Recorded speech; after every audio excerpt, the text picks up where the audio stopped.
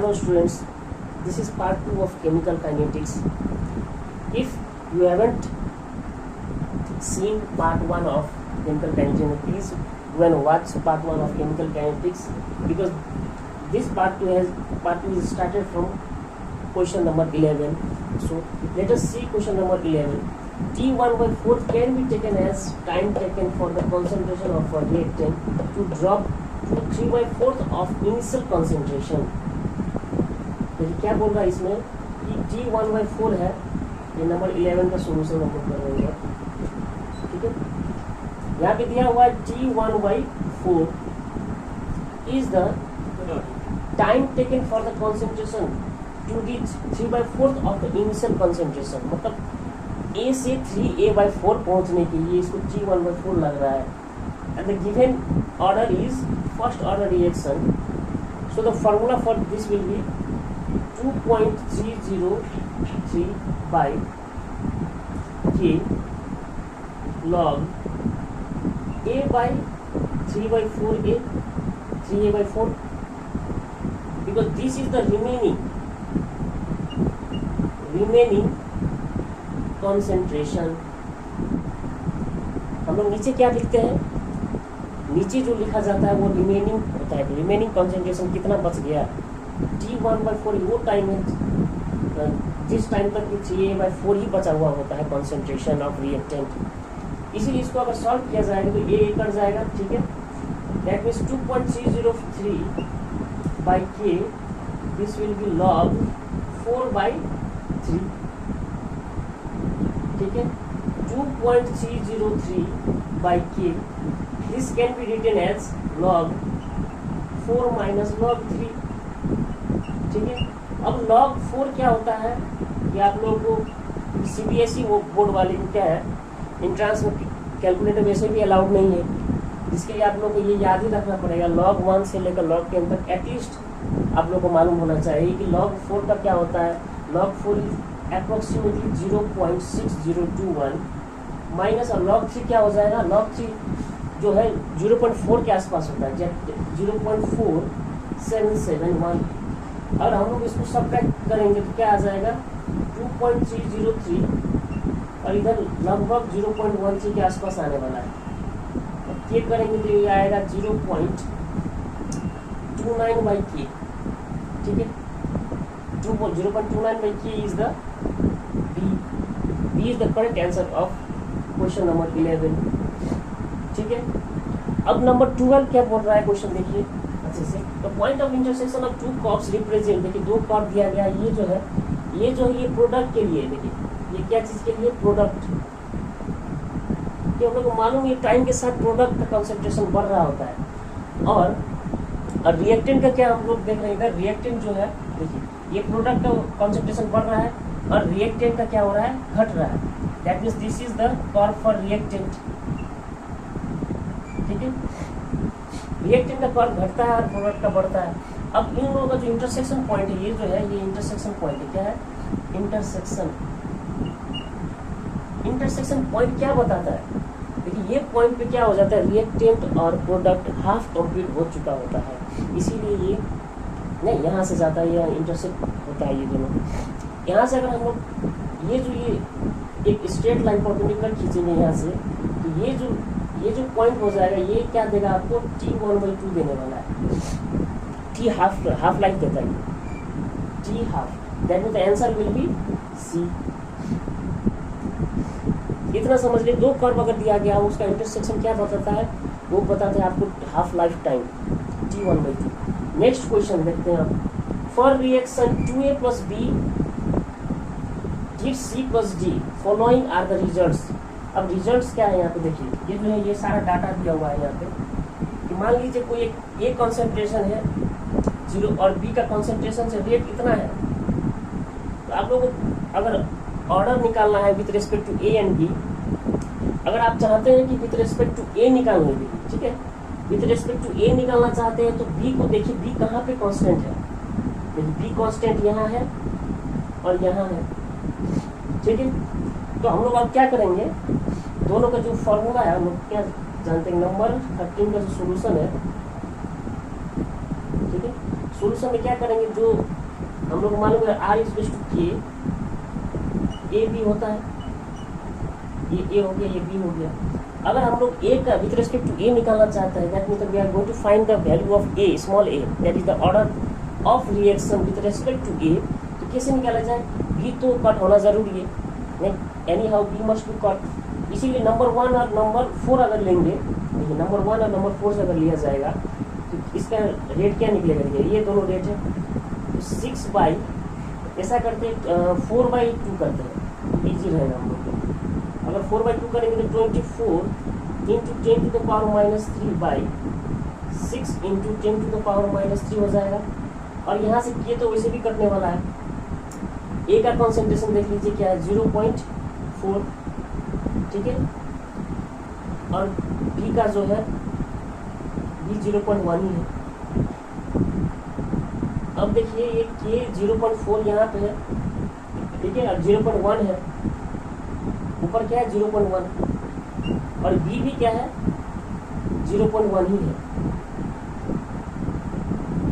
That means this whole will be cut, और कटना भी चाहिए क्योंकि हम लोग आंसर ए का निकालना है तो बी तो वैसे भी कटना चाहिए। इसीलिए हम लोग ऐसा ही वो इक्वेशन चूज किए हैं, नंबर 1 और नंबर 4, ताकि बी कट जाए और ए विथ रिस्पेक्ट टू ए का ऑर्डर निकल जाए।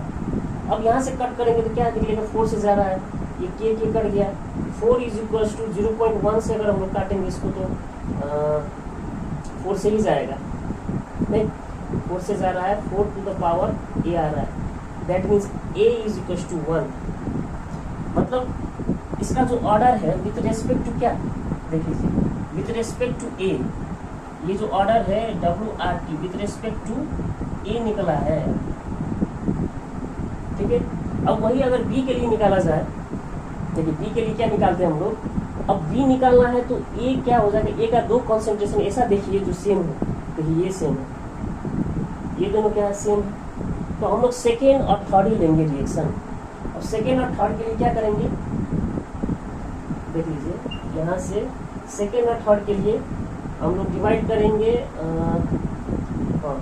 थर्ड बाई सेकेंड से डिवाइड कर देंगे तो क्या है 28.8 इंटू 10 टू द पावर -2 है, नीचे आ जाएगा 7.2 into 10 to the power -2 is equal to, यहाँ पे देखिए ये तो कट ही जाएगा, ये भी कटने वाला है, तो ये और ये कट जाएगा, ये नहीं रहेगा, तो बी ही बस रहने वाला है। बी का क्या है 0.2 और 0.4 दिया गया है, दैट मीन 0.4/0.2 का ऊपर बी रहेगा बस,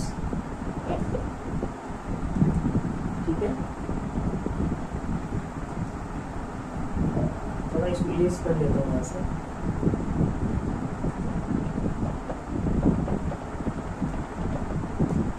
यहाँ से क्या आया था, यहाँ पे ये कर लेते हैं 4 to the power A, so A will be 1 आया था।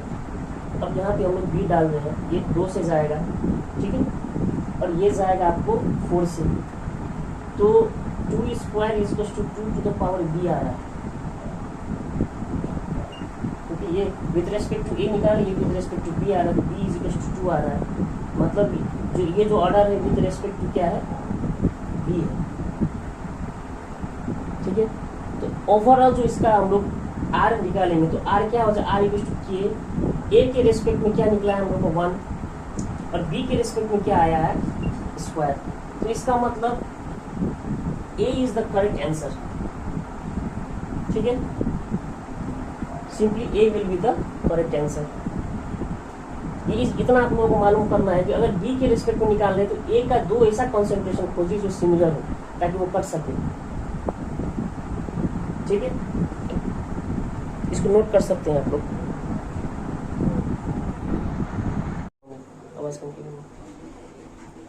So, question number 14 is, in the reaction NO plus Cl2 produces nitrosyl chloride, and it has been found that the doubling the concentration of both the reactants increase the rate by a factor of 8। मतलब अगर हम लोग doubling कर रहे हैं, double कर रहे हैं कंसंट्रेशन NO और Cl2 का, तो जो ओवरऑल जो रेट ऑफ रिएक्शन है वो क्या बढ़ जाता है, हो जाता है आपको 8 टाइम्स। और जैसे डबलिंग करते हैं बस Cl2 को, ये डबल हो जाते हैं। यहीं से हम लोग को मालूम पड़ रहा है कि डबलिंग से डबल हो रहा है अगर, तो विथ रेस्पेक्ट टू Cl2 पक्का ये क्या होना चाहिए, फर्स्ट ऑर्डर रिएक्शन होना चाहिए। डबलिंग करने से अगर रेट भी डबल हो रहा हो with respect to individual concentration, कोई भी जैसे Cl2 NO कोई भी ले लेते, डबलिंग से डबलिंग हो रहा है तो फर्स्ट ऑर्डर ही होगा, ठीक है, विथ रेस्पेक्ट टू दैट। अगर डबलिंग कर रहे हैं तो 4 गुना बढ़ रहा है रेट, तो फिर सेकेंड ऑर्डर तरफ चला जाता है, ठीक है। तो हम लोग वही देख रहे हैं कि किस हिसाब से इसका जो हम लोग को फॉर्मूला मालूम है, क्या हो जाएगा, that rate is equal to K NO और Cl2, ठीक है। ये A ले लेते हैं इसका और B ले लेते हैं। A जो है वो ऑर्डर है with respect to NO and B is the order with respect to Cl2। Overall A plus B होगा ऑर्डर, ठीक है। अब R equal to K NOA Cl2, ये हो गया फर्स्ट इक्वेशन मान लेते हैं। अब दूसरा इक्वेशन जो डबलिंग वाला जो बात किया गया है यहाँ पे, कि जैसे हम लोग डबलिंग करते हैं तो रेट भी डबल हो रहा है, तो ये 2R हो जाएगा। कब हो जाएगा, जैसे ये NO कुछ भी चेंज नहीं करेंगे, Cl2 जो है ये 2 गुना अगर बढ़ा रहे हैं तो क्या हो जा रहा है कि रेट जो है ये डबल हो जा रहा है। ये इक्वेशन 2 मान लेते हैं, ठीक है। अब इक्वेशन 3 क्या होगा, यहाँ देखिए 8 फैक्टर हो रहा है, मतलब 8 टाइम्स R कब हो रहा है, जब हम लोग दोनों को ही ट्वाइस कर रहे हैं, ठीक है, दोनों को ही क्या कर रहे हैं, ट्वाइस। नंबर थर्ड इक्वेशन ये ले लेते हैं हम लोग। अब देखिए अगर हम लोग को ऑर्डर निकालना है NO का, तो पक्का क्या होना चाहिए कि 2Cl2 जो है ये Cl2 कट जाना चाहिए। देखिए ये दोनों में क्या, अगर ये दोनों को हम लोग इससे डिवाइड करेंगे तो ये तो पूरा कट जाएगा। Cl2 के रेस्पेक्ट में हम लोग को क्या मिल जाएगा, ऑर्डर मिल सकता है। अगर हम लोग डिवाइड करने की 2/1 करते हैं तो 2/1 करेंगे तो क्या आ जाएगा, देखिए R K NO A Cl2 to the power B, ठीक है। 2 से हम लोग कर रहे थे, यहाँ 2 छूट गया, फिर यहाँ K आएगा, NO आएगा to the power A Cl2 to the power B। ये तो ऐसे ही कट जाएगा, ये दोनों रह गया, ये इसको देखते हैं हम लोग, R गया तो 2 is equal to 2 to the power B हो जाएगा, क्योंकि ये भी कटने वाला है, ठीक है, ये भी तो कट जाएगा Cl2। तो ऑर्डर अगर हम देख लेंगे B इज टू 1 है, मतलब Cl2 के रेस्पेक्ट में जो है वो 1 है। देखिए फाइंड इनकरेक्ट, इसमें से चारों में से इनकरेक्ट क्या है, तो देखिए B जो है 1, मतलब Cl2 के रेस्पेक्ट में फर्स्ट ऑर्डर ही निकल रहा है, मतलब ये तो आंसर हो नहीं सकता क्योंकि ये राइट है, ठीक है।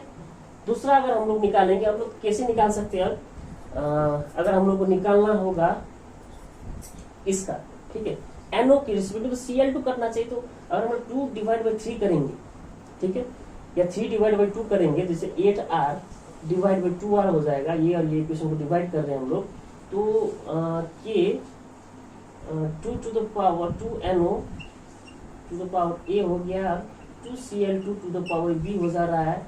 नीचे अगर हम लोग डिवाइड करेंगे तो 2R वाले से, जैसे सेकेंड इक्वेशन से डिवाइड कर रहे हैं, तो क्या हो जाएगा 2NO to the power A, ठीक है, और 2Cl2 to the power B।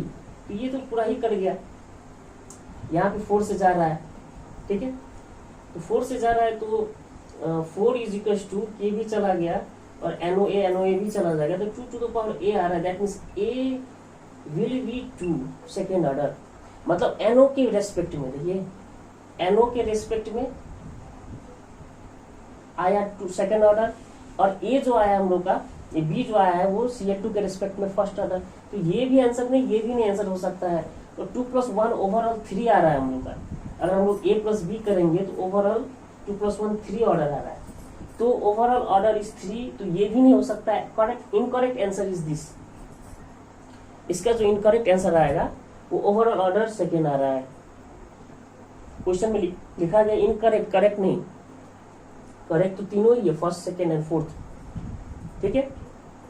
अब हम लोग क्या करेंगे, नंबर 15। अब नंबर 15 के लिए देखिए क्वेश्चन क्या पूछा, for a first order reaction log K versus 1/t graph slope is, slope क्या होगा, लॉग की और 1/t का ग्राफ, हम लोग को इक्वेशन ये मालूम होना चाहिए कि इक्वेशन क्या बताता है, जैसे लॉग के is equal to 2.303 by,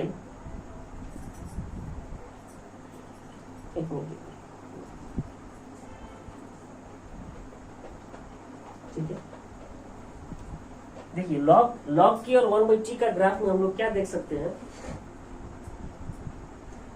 log की जो होगा आपको, लॉग की इक्वल टू माइनस में होना चाहिए, log K is equal to minus EA by 2.303 RT plus log A. ये इक्वेशन अगर आप लोगों को मालूम है, ये बोर्ड में पूछा जाता है, ये इक्वेशन नंबर 15 का सॉल्यूशन कर रहे हैं हम लोग अभी।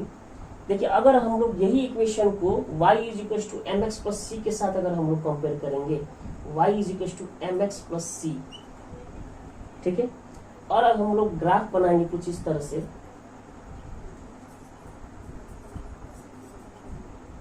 ठीक है। अगर हम लोग ग्राफ बनाएंगे इस तरह से, तो y is equal to mx plus C के हिसाब से y एक्सिस को हम लोग के मान रहे हैं।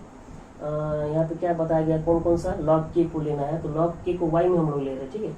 लॉग के को ले रहे हैं y में, x एक्सिस में हम लोग को 1/t बताया गया लेने के लिए। तो देखिए ये x के हिसाब से 1/t अगर x एक्सिस है और लॉग जो है ये है y एक्सिस, तो y equal to mx plus C, जो c है वो लॉग a है, मतलब इंटरसेप्ट जो होगा वो लॉग a होगा।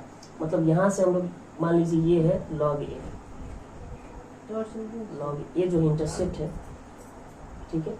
और हम लोग ये लाइन को कुछ इस तरह से खींचेंगे। इस तरह क्यों खींच रहे हैं, देखिए इधर से अगर खींचेंगे, स्लोप कब होता है, जब नेगेटिव होता है स्लोप।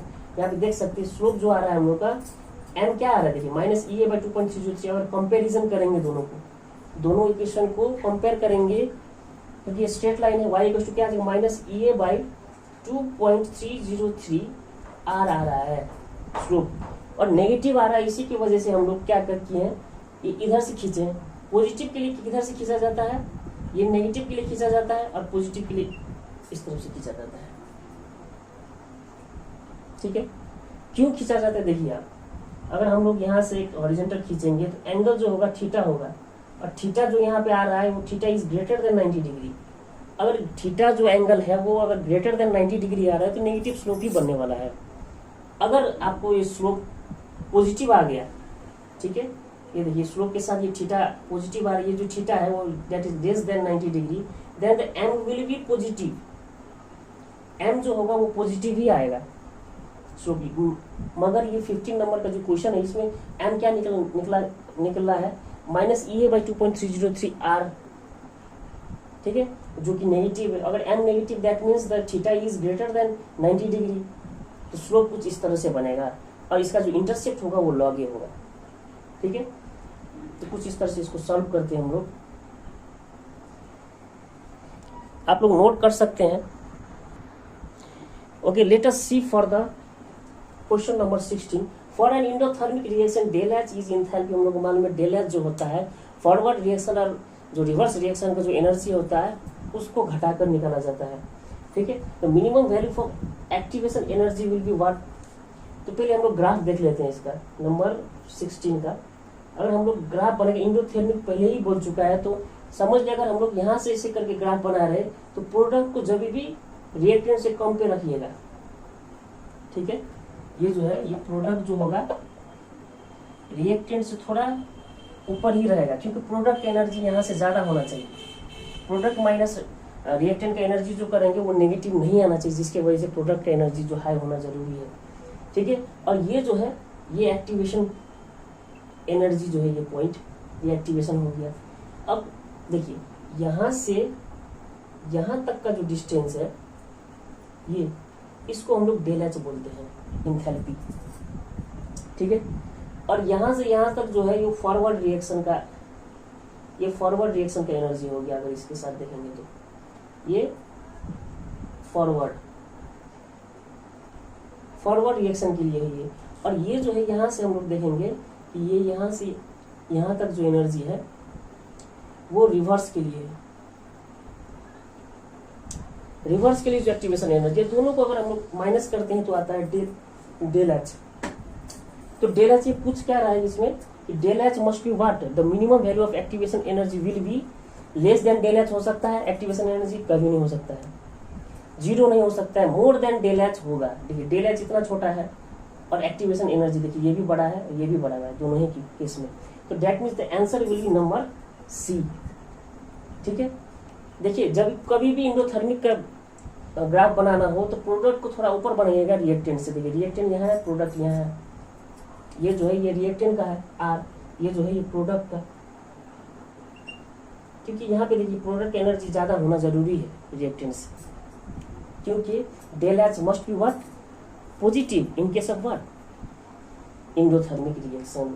डेल एच वही नेगेटिव हो जाता है किसके केस में, एक्सोथर्मिक के केस में। तो इतना आप लोगों को समझना जरूरी है। यहाँ से यहाँ तक जो एक्टिवेशन एनर्जी है वो फॉरवर्ड रिएक्शन के लिए है। जब भी फॉरवर्ड रिएक्शन प्रोसीड करता है तो वो प्रोडक्ट बनने से पहले एक्टिवेशन एनर्जी तक पहुंचना जरूरी है उसको, इतना एक्टिवेशन एनर्जी उसको गेन करना जरूरी है, तभी जाके प्रोडक्ट बनना शुरू हो जाएगा। और प्रोडक्ट से अगर हम लोग रिएक्टेंट बना रहे तो इतना इसको एक्टिवेशन एनर्जी जरूरी हो जाता है। और रिवर्स माइनस फॉरवर्ड या फॉरवर्ड माइनस रिवर्स करने से डेल एच आ जाता है, इंथैल्पी जो बोलते हैं हम लोग, और वो जब भी मोर देन डेल एच होना जरूरी है एक्टिवेशन एनर्जी। ठीक है, अब आप लोग इसको नोट कर सकते हैं।